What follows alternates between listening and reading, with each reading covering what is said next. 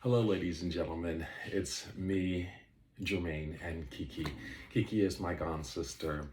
And a few days ago, she wanted to ask me a few questions about. Relationships. That's right. And so today I said, you know what? I gave her some feedback, but I said, what a great segue, right? What a great um, YouTube experience this would be to share it with all of you. I mean, we're in the course of a brand new year, and one of the most dire requests, especially for singles who have gone through the holidays, right, is to have someone in their life. And so today we're going to talk about how to find the true love of your life. But I want to change this up a little bit because I know that there is a pursuit. You know, just like I said before, how to find love. There is the pursuit of love, but there's also the passive approach to love. I mean, of course, for me, it's always been an aggressive approach. How I seek after love. I quest for what I want. That's just me. I'm a dominant. I'm a dominant man. I'm an alpha. I'm a pursuer, and so in most cases, right, I pursue exactly what I want, and especially, that's in all things, but especially as it pertains to love. But in this particular season, right, we're going to talk about, the aggressive approach, the dominant approach to love, which is to pursue it, which is something that's my trait, and that may be some of your traits as well, my listeners. And then we'll talk about the passive approach, where someone is waiting for that love, right, Yeah. to come to them. And so in these two different types of aspects of getting love, or what is the right approach? Is the aggressive approach the best approach, or is the passive approach the best approach? It could be that, I know for me, the aggressive nature of questing for love hasn't really worked for me in the past 5 years, right? Because I have made errors, and they're and perhaps I is this is the particular time period that I will have to learn to be passive, in the sense of allowing love to find me. And that's difficult because we are always in the rush, in a time, we have our own time frame, our own plans, we have our own details. But sometimes God is wanting us just to sit back and Self relax. reflects. Yes, and self-reflect, exactly. Sit back and allow him to bring somebody to us. Yeah. So Kiki, I want to talk to Kiki. So Kiki, what is it? That's been my Yeah. relationship experience. But what is your relationship? What are you suffering from? I am suffering from like major anxiety, depression when it comes to relationships. I'm not gonna lie. I ask myself, and I mainly call my brother 24/7 to see what am I doing wrong as a girlfriend or a daughter or a sister, to see how can I intake or increase my relationship, not only with God but just with like everybody else in general. Mainly when it comes to guys who I have dated in the past, feel like I don't have to do anything for them, but at the same time, when is enough? When is enough abuse enough? And when we can all like be happy and cordial. That's the word I was looking for. Cordial. So it takes like, I've had mental breakdowns where it's like I just give up on finding love. What am I doing wrong as a woman when it comes to like dating, relationships? and then I have to do a self-reflect. And I've been hurt, I've been lied, I've been cheated on. But part of me is like, that's what happens when you rush into relationships. But it makes you grow more and more, where you figure out he was wrong or she was wrong. So it varies on who you trust and who you can actually depend on. Now, I will say this: all of us have had our share of broken hearts. I'm certainly akin to it, although we do so. We have two different sexualities, me and Kiki, that is, and two different sexes as well. Um, the same story can be said both for, regardless of what's your sex, what's your sexuality. There are significant issues that we all share, and certainly heartbreak, certainly being lied to, certainly suffering with distrust from that particular person that we were requesting for, and also betrayal. Those are all issues on top of a plethora of other, arguments and disagreements, and um, a plethora of different things. But one of the things that Kiki, I mentioned, you talked about, there's trust issues. What else was some of your issues? Trust issues. There was, you were lied to. Lied to, abusive relationships. Abusive. And when you say abusive, what kind of, what do you mean by like abusive? Toxic, unhealthy,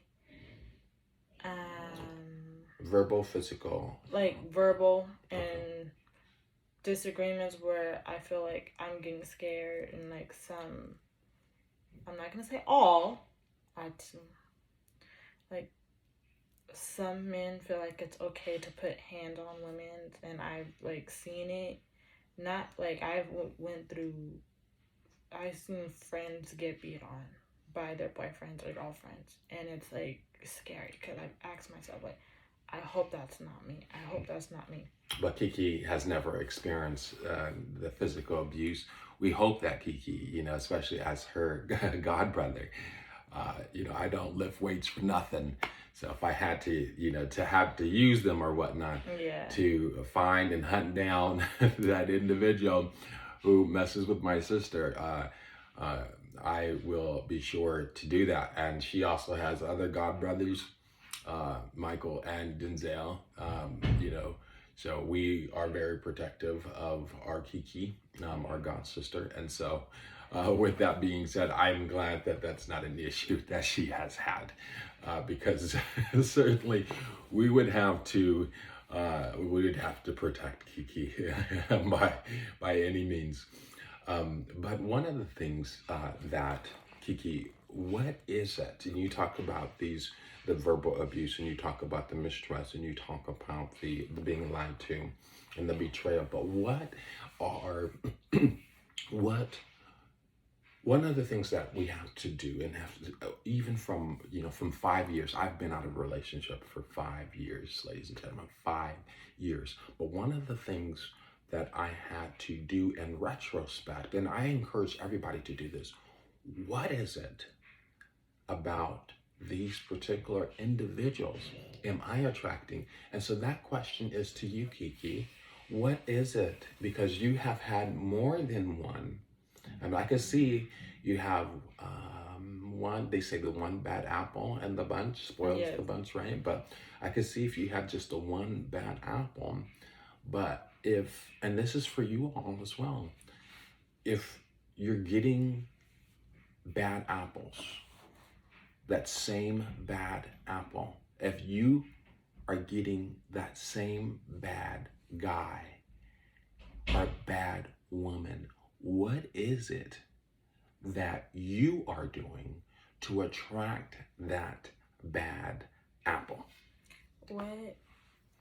It's not about it is about the bad apple, but it's how you're bringing yourself and trying to get attention, or what are you like doing wrong? I can see that, but it's like how you present yourself. there's times where it's like, how can I explain it? I guess what I'm trying to say is what they see on the outside instead of like looking within the inside. They can see that you're a nice person on the outside, but the apple doesn't fall far. The apple does not fall far from the tree. Meaning, they can say you're nice for a minute, then they can also say you don't do nothing. You don't have like career or goal objectives, and it's better to, I want to say, put yourself first and like prove people wrong, saying I can do this, I could do this, and I'm able to do this. It's not what people think about you or how you feel, it's about how you feel about yourself. And if you have a good career goal, objective, whatever it may be, then the right one will come. But it's always good to have backup plans, goals, and start going out, mingling, getting to know people, being more social and more talkative than antisocial. I want to bring up something, Kiki. Those are good points. But one of the things that I want to bring up is when you said in that particular statement that what people perceive from the outside and what they may be attracted to on the outside versus what people may be inside. And so we need to break that down, because I think, I'm not going to lie, I mean, obviously, sexual attraction is one of those things to which we all, regardless of sexuality, regardless of what sex you are, it is one of the top traits that we look into when we see somebody. Obviously, you see something that you like, that you're stimulated by, that's what you want. And there's nothing wrong with that. You know what? And that's maybe that is an issue that in many cases people have tried to downplay that. I know growing up as Christian, that's one of the things that I kind of just shunned, sexuality, sex in particular. But by nature, that is our purpose. That is what God has created in us. We don't have those desires just for nothing. Obviously, we want to use them rightly and correctly, and in the essence of the of what love, how love unfolds, and celebrating the beauty of love. But obviously, the sexual attraction can't be the only guide with pursuing someone, or having someone pursue you. You could look at something, right? You could look at a person and say, you have your, say for instance, you could look at this entertainer and say, oh my gosh, he's a rapper. He has the tattoos. He has the hard body, the body. He has, he drives a nice car. He has, he has money, and he is a dominant man, and that's all fine and dandy, right? If you see that, Kiki, or he's part of the hip hop, you like that hip hop type style, or a guy who's able to rap. But that's only the external, and so with the external, you see and you're attracted to that, but that's only one aspect of that individual. We gotta figure out, and this is where the thinking right comes in, because right, the sexual attraction is more less about thinking. It's more of like an instinctive type of thing, right? But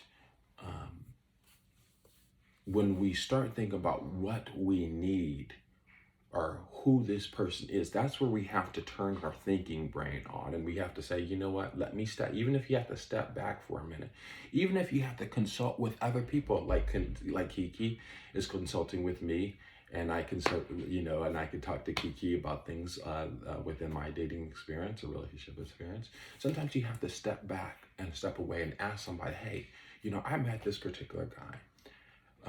He has this type of qualities, but I don't like the things that he says to me, or he comes off to be, he lacks passion, he lacks aggression, he's not what is it, affectionate, he's not, but he has this whole exterior, right? Muscles, and he likes to rap. He's part of the hip hop community. He dresses well. He has a nice car. But when you start really thinking to who this person is and raising questions and concerns about, is this particular person, with who they are, skip all the sexual attraction, think about for a moment who this person is and how they've presented themselves to you through the course of a few dates. It could be just one date, because they say that the first 5 minutes is the impression, right? Good impression is, the first impression is always a good impression. It's about how you carry yourself, present yourself, like. Exactly. But it also has to be a lasting impression, because we all know that there are impressionable people who will put forth the best possible representation of themselves. But after a few dates, it could be several dates, then you learn something different about a particular person. A person may, you've learned about an ex relationship that person has, and that ex continues to pop up every now and again, or that person leaves their phone and it's on lock screen, but their text messages come through, and you see that there are some erotic or some provocative texts in there, or even another girl or another guy that is popping up and texting this person that you are dating. And so these are the issues. These are the things that you must look for. And it's not really gotcha moments. It's not to judge somebody negatively, but it's to protect Jermaine, and it's to protect Kiki from being hurt, being hurt, being lied, and being lied to, and from suffering heartbreak, and disappointment. And those are raw emotions, but they're necessary, because this is all a learning process.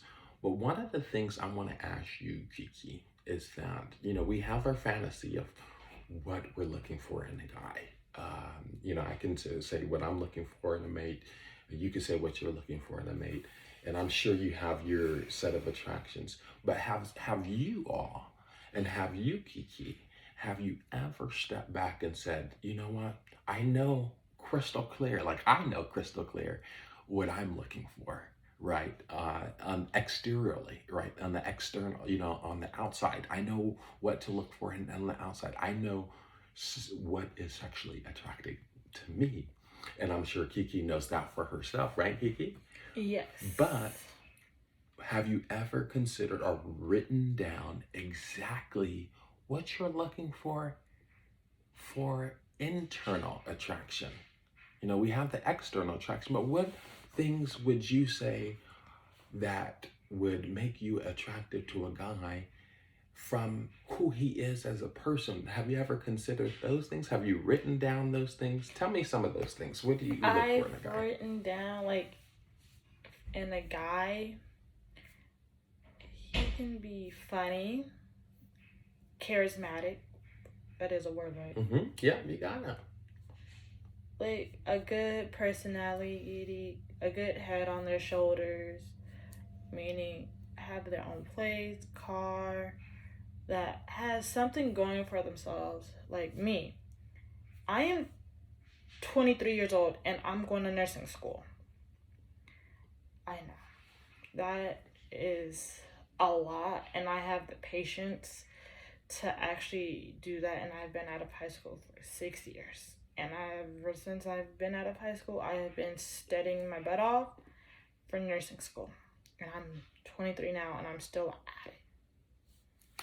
I just basically want someone who's more like outgoing, adventurous, willing to like try to do stuff like not Netflix and chill, but like more of like getting to know more of my family, getting to know more about me, the things I do and I do not like. One thing I do not like is liars, cheaters, toxic relationships, and suffering from mental and abusive relationships. Those are the things I do not like. So, ladies and gentlemen, I want to talk about this for a moment because we talk about what we don't like. And this is a good example of what you're attracting. Because when you're saying that you don't like something, guess what, ladies and gentlemen? That is what you're attracting. So, to help with manifesting that lover to come into your life, it's very helpful to say exactly what you want, but never use don't or no, because if you use don't or no, right, negativity, well, it's, those negative terms. I mean, it's negative. It is negative. Negativity attracts a whole lot faster than positivity. So I want us to get into the habit, especially as it concerns, and everything, but especially as it concerns love, to say exactly what you want, what you're desiring. So if you don't want a liar, right? Don't say I don't want a liar, because that liar will come to you. Say I want somebody who is honest. So if you say somebody, I don't want somebody, the next thing is, I don't want somebody who's a cheater. I want somebody who is faithful. I want somebody who values my family. I want someone who is compassionate. So there can't be I want someone who is a law-abiding and ethical person. You see how the law of attraction works with positivity, and doesn't it sound nicer too? Like, wow, Yes. instead of saying what you don't like, because you say what you don't like, that's actually what's been attracting, and that may be an answer to the dilemma that many of us are facing, because we've always talked about what we don't want. We really need to emphasize what it is that we do want. So this is the assignment that I have for Kiki, and in a few weeks when we see each other, maybe it could be a few months, I'm going to do a part 2 segment to this relationship, because I think this is important for all of us. But the homework for Kiki to do, and for you to do, you, my listeners, to do, my followers, is to Write down. write down. Go ahead, Kiki. It's basically what Jermaine is saying is he wants me, especially me, and ladies and gentlemen, to write down what they're looking for, how they can, like, what they're looking for, the pros, the cons. No cons. No cons? No cons. Okay. Everything, remember, the law of attraction has to be what I desire, what I want. Your desire, your goals, your inspiration. My inspiration, after watching his videos, is my brother. Oh, Kiki is so nice. That is my inspiration. Yes. So this is the plan, right? The scripture says, write it down and make it plain. This is exactly what we need to do. I'm going to show you all my manifestation sheet. I have done this myself. I'm going to show you my manifestation sheet for what I'm attracting for in a lover, right? And we talked about the passive and we talked about the aggressive approach. At this particular point, I know, and this is something that you all may have to ask God, because if you're used to being, if you're comfortable being the aggressor in love, this may be the time that God is trying to show you that you may need to be the passive person, meaning that relinquish control and allow God to send you that person. Perhaps that person needs to be in pursuit of you. Is it and the key to all of this, right? And then vice versa. Perhaps if you were the passive person in love, maybe this time you'll have to be the aggressor, right? Maybe this time you'll have to quest for love if you haven't done that before. But with God, I noticed that it's all about stepping out of your comfort zone. So in essence, Kiki is going to write down all of the qualities, as well as you all are going to write down all the qualities that you're looking for in a mate. This is particularly for single people. If you have, if you're in a relationship, a long-term relationship, or leading to a marriage, then this is really not for you. But you can do this, and you can share it with your significant other. But this is more particularly for singles. So write down all the positive things that you're looking for in a lover. And it doesn't have to be just internal. I want it to be externally, what you would find sexually attracting and what you would find attractive with that person's personality. And make it all positive. Do not say what you do not want. Again, when you say what you don't want, you're attracting exactly. The negative has greater power to attract itself to you versus the positive. So keep it all positive. From there, all right, so we've talked about our issues with regards to dating. The solution, the first step in this is to figure out what it is that we are attracted to externally. Some of you guys already know this. This should not, I'm pretty sure that when you start writing what you want is sexually as far as sexual attraction, you will come up with it would be the fastest list that you will ever create, because we automatically know what we want as far as sexually. But many times we don't know what we want from a person's personality. And that is one of the key qualities that we actually need to be looking for. Because we want a holistic, right? We want somebody who is sexually attractive. That's okay. That's what God created in us. And then also too, we want somebody who has a great sense of personality and has great qualities as a person. And so we need to write it down. We need to write down the vision. We need to focus on that vision and to make it plain. Then from there, if we have a vision of the person that we want, we can pray to God, and also pray when you make your list about those personal qualities. Pray to God what you want in that with that particular person. Many times we think of, oh, what do I want? What does a man want? What does a woman want? But we need to really figure out, what is it that God wants? What does God see as a perfect mate? Because he's our creator. And the things that we do not share, our internal issues, our insecurities, God has a need, right? He can meet that need through sending us a particular person who will help us. You want a helpmate. You know, a lot of times people say, I don't know if you all have heard this term, but this is my better half. Have you heard that term before, Kiki? My better half, yeah. Yes. This is my better half. So that means if you're going out here and you're finding somebody that is just like you, that ain't a better. Is that a better half, Kiki, or is that an equal half? From what I learned about better halves, or it's supposed to be 50-50, not 50-25. Well, that's where you guys are equals. And I figure that you definitely, in a relationship, there has to be an equal balance. I totally believe in that.